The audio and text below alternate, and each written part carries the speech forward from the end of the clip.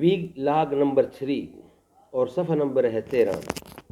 کتاب کا نام ہے رفیق الحرمین، لبیک اللہم لبیک، حج و عمرہ، حج اور عمرے کا طریقہ اور دعائیں۔ ناظرین، حج اور عمرہ کرنے سے پہلے اللہ کے ہاں گڑ گڑا کر دعا مانگیں اور دعا کے لیے ارادہ کریں اور نیت باندھیں۔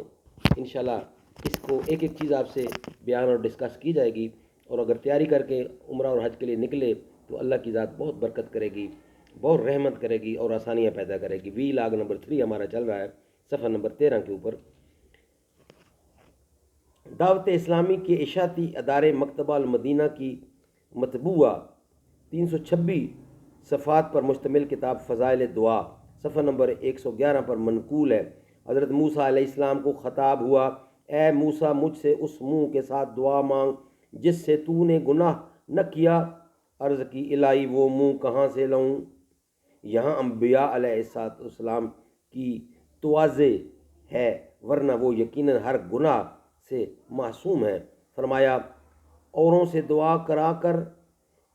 دعا کرا کہ ان کے منہ سے تو نے گناہ نہ کیا۔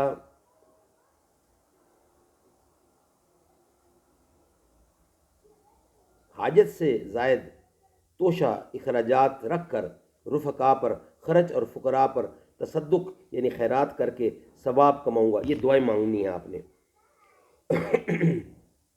ثواب کماؤں گا۔ ایسا کرنا حج مبرور کی نشانی ہے۔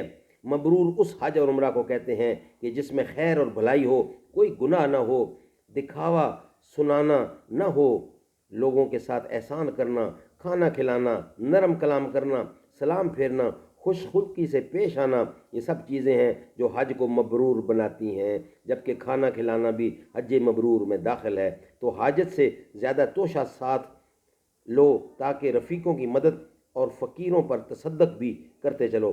اصل میں مبرور بر سے بنا ہے، جس کے معنی ہیں اس اطاعت اور احسان کے ہیں جس سے خدا کا تقرب حاصل کیا جاتا ہے۔ زبان نمبر 10، زبان اور آنکھ وغیرہ کی حفاظت کروں گا۔ یہ دعائیں مانگنی اللہ سے۔ نصیحتوں کے،